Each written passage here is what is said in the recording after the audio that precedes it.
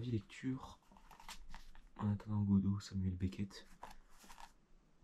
Un livre très intéressant, très marquant, très simple à lecture, court, rapide à lire, 103 pages, une centaine de pages écrites en gros.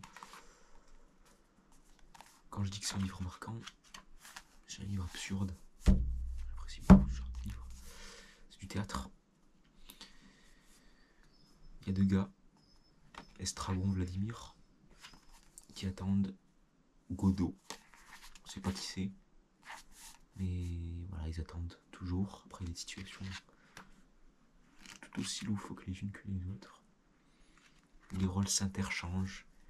Des fois, le gars, le leader, devient le soumis devient le leader, ça inverse, on ne sait pas trop.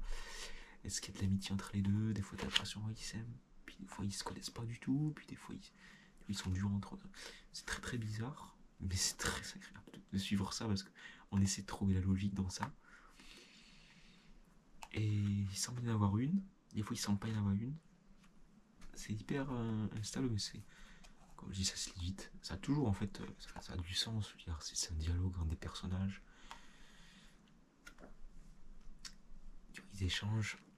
En fait, ça a la structure du théâtre, ça a du sens, on va dire, au niveau de la structure théâtrale. Mais au niveau du fond, ça a du sens pour la forme, mais le fond, c'est complètement absurde.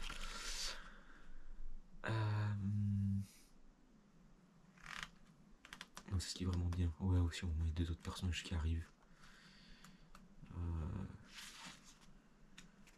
Lucky et Pozzo, là, avec le gars qui tire en laisse. Je sais plus qui est qui, parce que j'ai quand même lu le livre il y a longtemps, hein, peut-être 1 ou 2 ans, donc...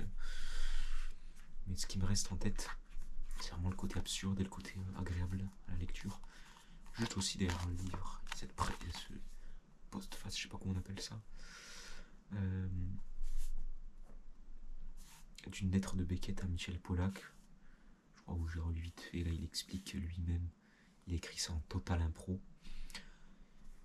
Lui-même ne savait pas forcément le sens absolu.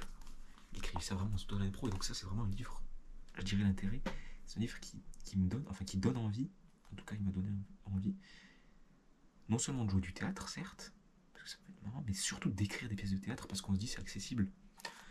C'est vrai que quand on lit des pièces de théâtre anciennes, style 18-19e siècle, c'est des styles de lecture qu'on peut pas faire.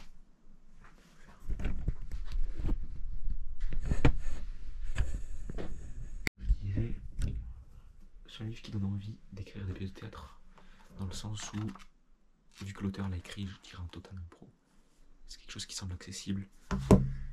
Et quand on lit des anciennes pièces de théâtre, c'est des styles inimitables, on n'est pas baigné dans leur époque.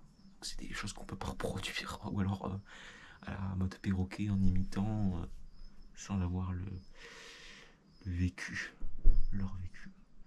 Non, il faut écrire dans son propre style, dans ce qu'on a à dire, et dans le monde dans lequel on vit.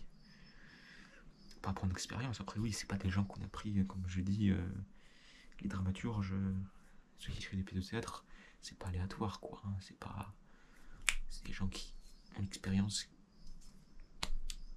pris du temps pour développer cette compétence-là. Donc, voilà, c'est un travail qu'il faut respecter, et on s'en rend compte. Mais en tout cas, pour le plaisir, essayer de voir, d'insuffler sa créativité, son impro, tenter de faire des pièces de théâtre. C'est assez intéressant de lire ça. Donc voilà, un livre agréable, absurde, comme on aime.